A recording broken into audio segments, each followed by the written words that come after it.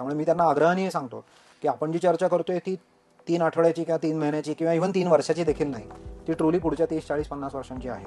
मस्त जगा, पण रोगमुक्त जगा. आणि मग रोगमुक्त जर तुम्ही असाल तर मग नॅचरली तुम्हाला गोळ्या घेण्याची गरज पडणार. माझ्याकडे तेव्हा 94 किलोचा होता, त्याच्या आधी पूर्वी तो 103, 104 किलोला हात लावून खाली आला होता वगैरे वगैरे. तर त्याला 2 गोळ्या पण चालू होत्या. म्हणजे ओबेसिटीचा प्रॉब्लेम तो होताच, हाय ब्लड प्रेशरची गोळी चालू होती आणि डायबिटीसची गोळी चालू होती. तर आमच्या कामामध्ये पहिल्या 3च महिन्यात त्याच्या दोन्ही गोळ्या 3 महिन्याच्या आतच, म्हणजे त्यांच्या डॉक्टरांनी मान्य केलं होतं की या व्यक्तीला आता गरज नाही. आणि तो 94 किलोवरनं 72 किलोला आला. आम्ही जेव्हा काम करायला चालू केलं तेव्हा 1 वर्षानंतर मुद्दाम असा फोन केला होता की अरे मी तुझ्याकडे 1 वर्षापूर्वी जेव्हा आलो तेव्हा 5 मजली बिल्डिंगच्या खाली मी थांबायचो, समजा लिफ्ट बंद असेल तर, की हे 5 मजले तर मी नाही चढत. साधारण वर्षभरानंतर माझ्या बिल्डिंगमध्ये 100 मजले चढण्या उतरण्याचा पराक्रम, म्हणजे व्यायाम म्हणून मी केला साधारण 45 मिनिटात.